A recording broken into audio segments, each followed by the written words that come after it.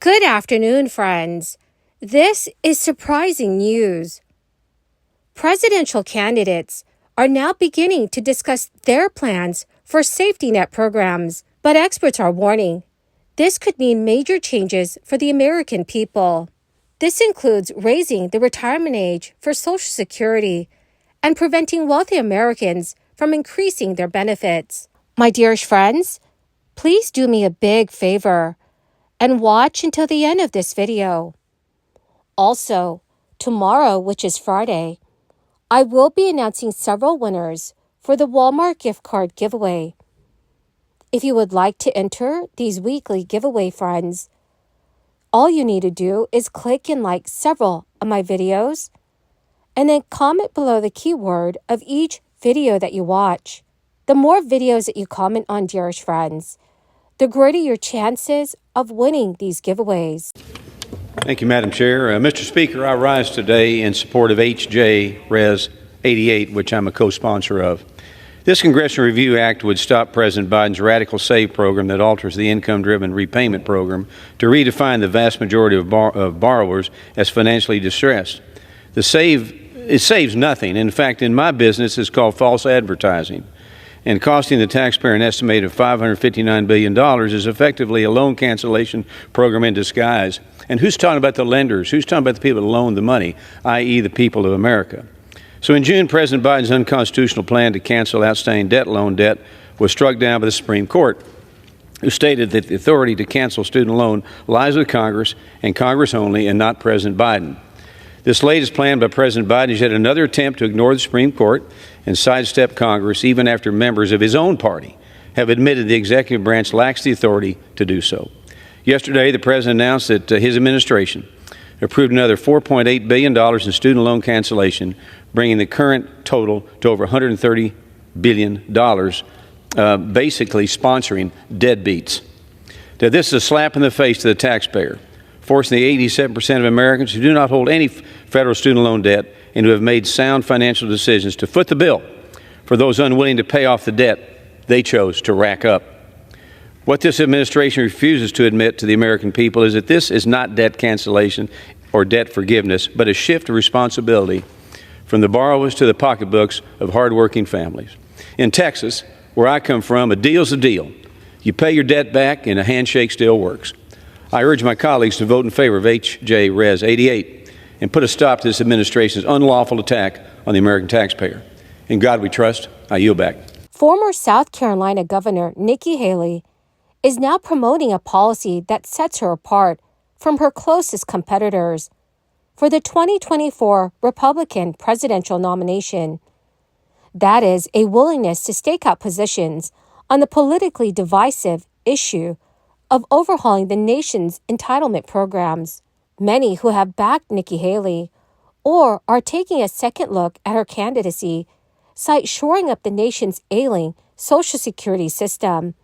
It is a key priority and view her stance as an advantage over her rivals. Haley has called for several changes to the nation's safety net programs, including increasing the age at which today's younger workers would become eligible for Social Security retirement benefits and limiting the growth of benefits the wealthy receive. She said during a speech, "I recognize that Social Security and Medicare are the last thing the political class wants to talk about."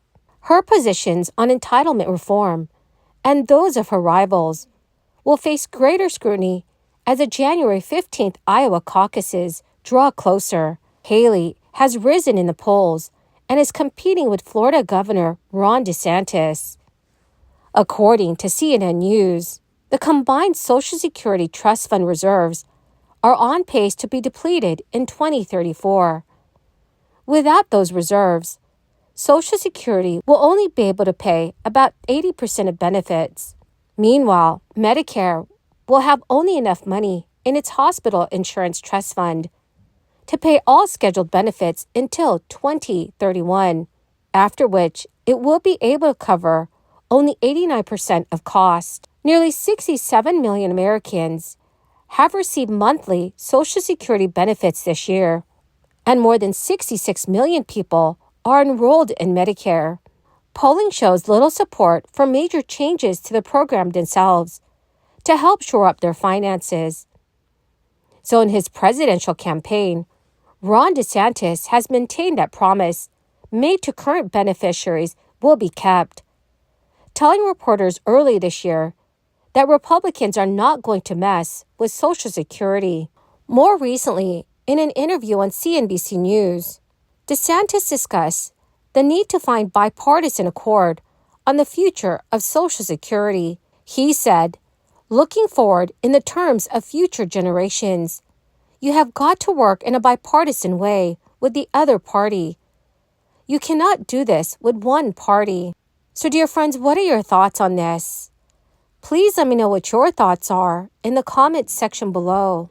Also, friends, this week, the Biden administration discharged another $4.8 billion in student loan debt for more than 80,000 bars. That brings the total amount discharged since President Biden took office to $132 billion for more than 3.6 million bars. The latest discharges include $2.6 billion for approximately 34,000 bars using the Public Service Loan Forgiveness Program.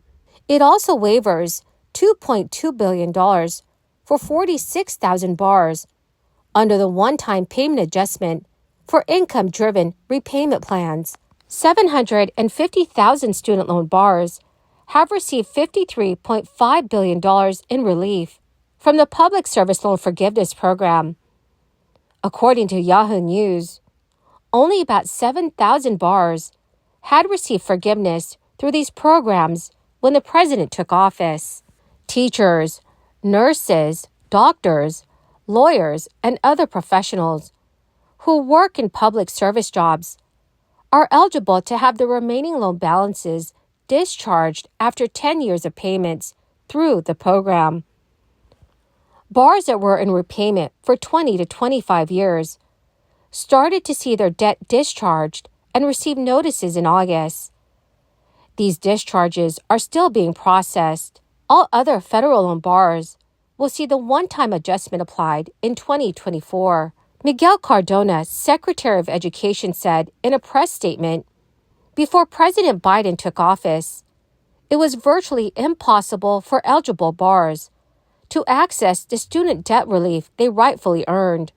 The data released today once again makes it clear that the Biden administration's relentless efforts to fix the broken student loan system are paying off. Well, my magnificent and most marvelous friends, that is the end of my daily stimulus update video for today.